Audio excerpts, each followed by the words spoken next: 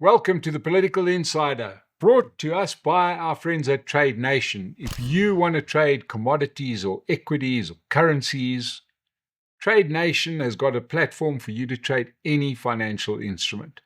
Check out their website. The details are in the description below. It could be the platform for you if you like to trade financial markets and you know what you're doing. So, let's get on with something that is so fascinating at the moment, and really pay careful attention to this, because what has been happening at the Madlanga Commission and what happened at the Parliamentary Ad Hoc Committee in their last sitting, when General Mkhwanazi held the floor, has dragged some other political parties into the discussion. And suddenly, this is a story about the commissions, but this is also a story about the other political parties. Madlanga Commission continues to hear from Sergeant Nkosi. Sergeant Nkosi was, I sort of have referred to him as a kind of a hapless go-between. He was just generally the guy who delivered stuff as a liaison between the crooks and the cops. And he was everybody's go-to guy. So it ends up that he's a critical witness for the Madlanga Commission, because he's the guy who had all the discussions with all the politicians. He dropped off, we saw videos of him getting a bag from Katiso Malefe's house. He's the guy who had Kat Matlala's bank card.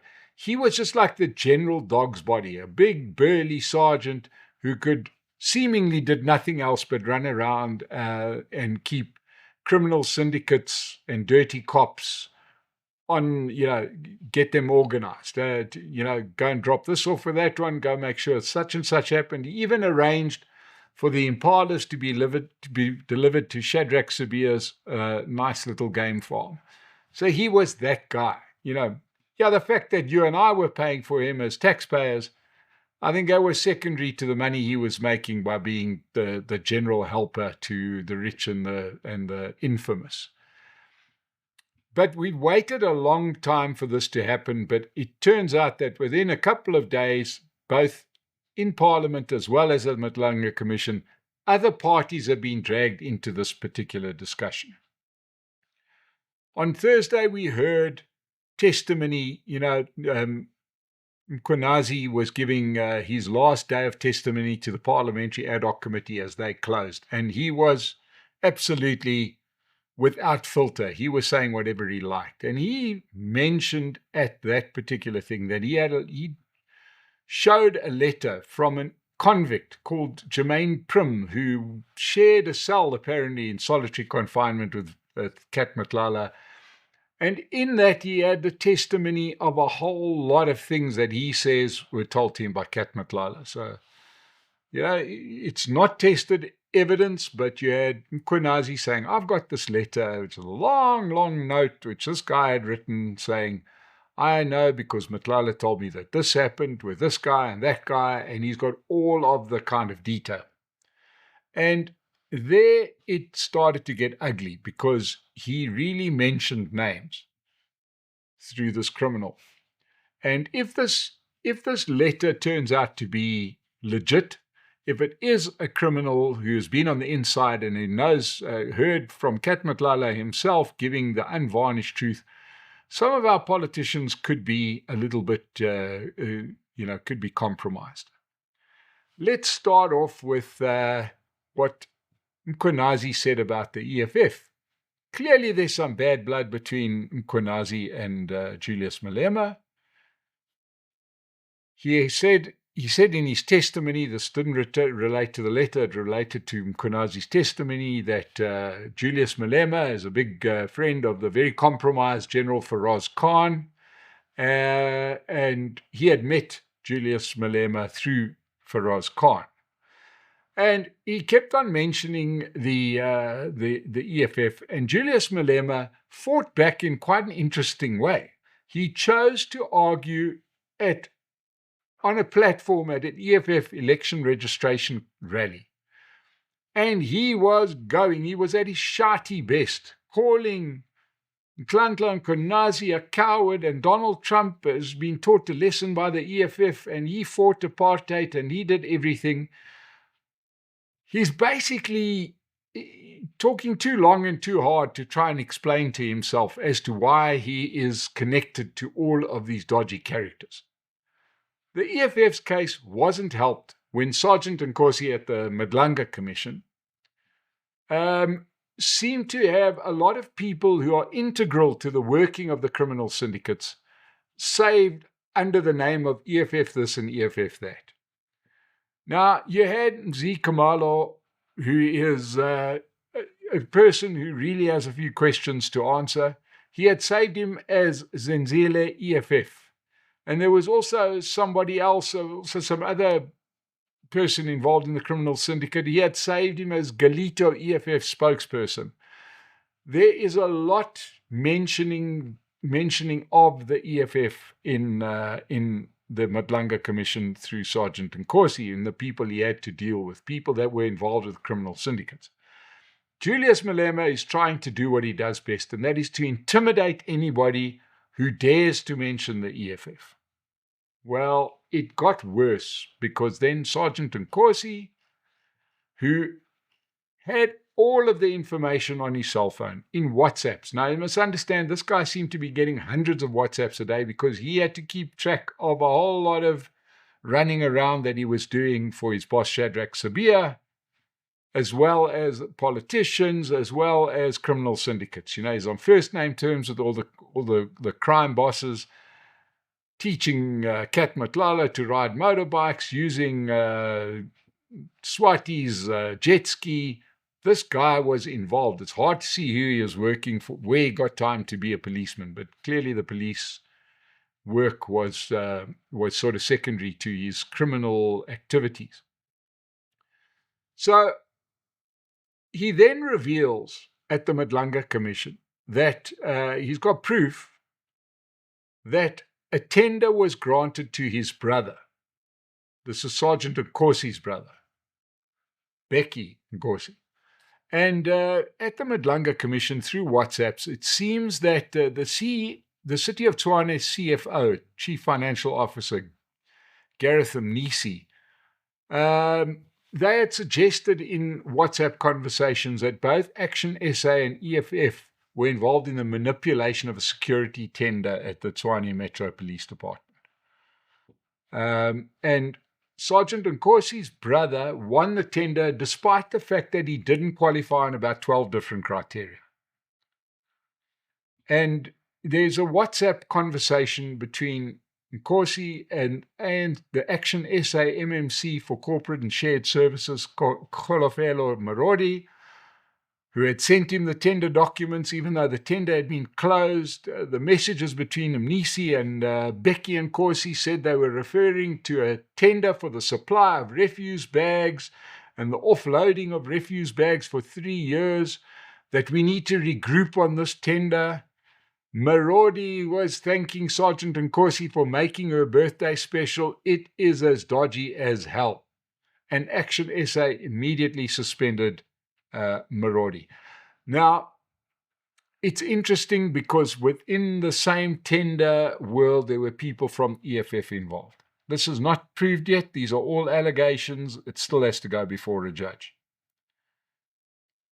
Now we go back to Parliament. I know this gets a bit confusing because we're going from the one place to the other. Now, in the meantime, because, this is being mentioned at the Madlanga Commission, but in his final swan song at the Parliamentary Ad Hoc Committee, through the criminal Prim, who had written this letter, he indicates that Gayton McKenzie and Kenny Kunene were involved in the drug trade. Purely allegations coming from a criminal in there.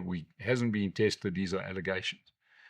But of course, anything to do with drugs immediately triggers Dereline James from Action SA. And she went very hard in her question time to Nhlanhla Mkhwanazi about Gayton McKenzie's involvement in the drug trade.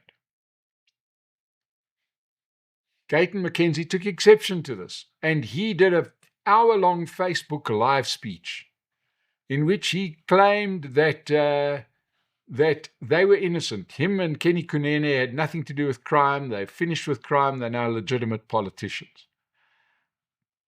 Mkhwanazi had mentioned the fact that Kenny Kunene, this wasn't just some, you remember he was found at Katiso Molefe's house when they went to arrest him. He was saying there's a lot more to it than meets the eye.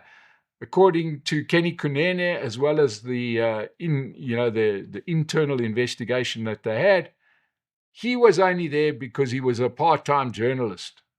Well, Mkhwanazi said, bullshit, basically. There's no other way to put it. And that the guy was involved with Katiso Molefe.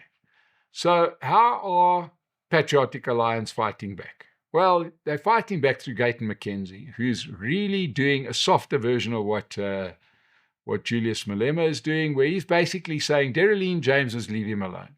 And he used the phrase, the road is long. Basically, it means I'll get you at some point, implying that sometimes they're going to get even. She's now laid criminal charges against Gayton McKenzie. Gayton McKenzie has gone to the Parliamentary Ethics Committee to say that the way that she was using his name at the commission is beyond the ethics of Parliament. So, in essence, over the last 3 or 4 days, you've had the EFF being mentioned by Mkhwanazi, as well as by Sergeant Nkosi. You've had the Patriotic Alliance being mentioned by Mkhwanazi and by the criminal Prim who wrote this letter. You've had Action SA being proven by the Sergeant Nkosi's WhatsApp conversations. Now, at this stage, it's all conjecture. Nothing's proven, right? But this came out in the public forum. But this comes at a really bad time for those parties because South Africa is gearing up for the local government elections, and each of those parties was looking to really benefit from the decline in the ANC in the forthcoming elections. But this is not good news for them. Oddly enough, it's neutral news for the ANC because by now we know that the ANC are a criminal organization. Even the president got up at the Zondo Commission and he said the ANC is always, accused number one. And quite rightly, they have been involved in corruption at various levels for more than 20 years. So if you still vote for the ANC, you're not voting for them because you think they're going to clean things up. No, you vote for them because you are quite comfortable with the ANC being involved in crime. So it's not really going to hurt the ANC. If people are still voting for the ANC now, they can't possibly be voting for them because they think they're suddenly going to become a good party. No, they are voting for them because they like them with their warts and all that are exposed. The other parties, however, all campaign because they claim to be a clean version of the ANC. The EFF says that they own the left and they're a better alternative to all those who want to live in 1965 Cuba. The EFF's your party, and they are there for the people, and they're not going to steal your money. But from the days of the VBS scandal, from the days that preceded that, when Julius Malema was still trying to be a businessman, and there were some dodgy dealings, remember, On Point Engineering back in Polokwane, there's always been that sort of question mark as to how far away from crime and corruption are the EFF really. Now it's being mentioned in a forum, just as the EFF is not doing so well at the polls. This could really hurt them. The Patriotic Alliance is an interesting one. They have really been growing very well, largely because they've played this GNU, the Government of National Unity card, really well. And Gayton McKenzie has been a star in being engaging, by being shown at events. He's the only politician who seems to smile. He's done quite well. And they've targeted the colored community to great effect. They've won many by-elections that used to be held by the DA in more rural Western Cape areas. And they have been doing very well. One of the few parties that whose growth almost looks baked in. However, if anything comes of the allegations that leaders of the Patriotic Alliance are involved in crime, both their leader and deputy leader have in the past spent time in jail for crime. They've paid for their crimes, and now they are politicians. That's how we roll in South Africa. But if their crime is linked to drugs, and the colored community, especially in the communities that the Patriotic Alliance have done well in, they've done well because people are laboring under this problem of drugs amongst the youth. And if the Patriotic Alliance is involved in drugs in any way, shape, or form, it is going to hurt them so badly. So that is why you got Gayton McKenzie lashing out. And then Action SA. Action SA has made a big deal about the city of Tshwane. They made a big deal about the fact that they've got the mayor of the city of Tshwane, Nasipi Moya, who's been their lodestar performer. They are like the DA, but more diverse. And most importantly, they have been quick to accuse the DA of everything under the sun. If suddenly there is corruption under the name of Action SA, just after they've bailed out the ANC in the budget last year, as well as in giving them power in the city of Tshwane, where the ANC's deputy mayor still has a few questions to answer, it could be a very bad look for Action SA, and it could hurt their growth, where they are growing in some of the urban areas. So what is coming out in the commissions is fascinating, but it's got real political implications, and it's going to be very interesting to see what happens. I'd just like to close up with a footnote, and that is that we talk a lot about the commissions as if it's just something that happens out there. But we've got to remember what started this all. What started this all, the real big event, was probably the assassination of Babita Deokaran and the assassination of certain other people. We remember lawyers getting killed. We remember all sorts of bad activities, money being stolen from hospitals. Well, just yesterday, a lawyer, Shanette Galechan, who was working for Sibanye-Stillwater's legal team at a CCMA hearing, was gunned down in central Johannesburg. It's an assassination. Nobody tried to steal stuff. She wasn't in an altercation. No. People with guns came out and shot her dead. And this must be linked to crime in some way or another. And we've got to remember that this is what these commissions are about. It's not about the political shenanigans. It's not about, being nice to criminals or telling them how well-dressed they are. People die because of these criminal syndicates. It happened again. And we must remember that this assassination is almost identical to the assassination of insolvency lawyer Boa van Niekerk in September 2025. This is where the criminal syndicate and the Madlanga Commission ends up. This is what we are fighting against. And it just happened yesterday, and our deepest sympathies go out to the family of that lawyer. Let's not forget that this isn't just theater. People are actually losing their lives to these kind of criminal activities. Thank you so much for joining us on The Political Insider. Go check out Trade Nation, subscribe to The Political Insider, and we'll see you again soon.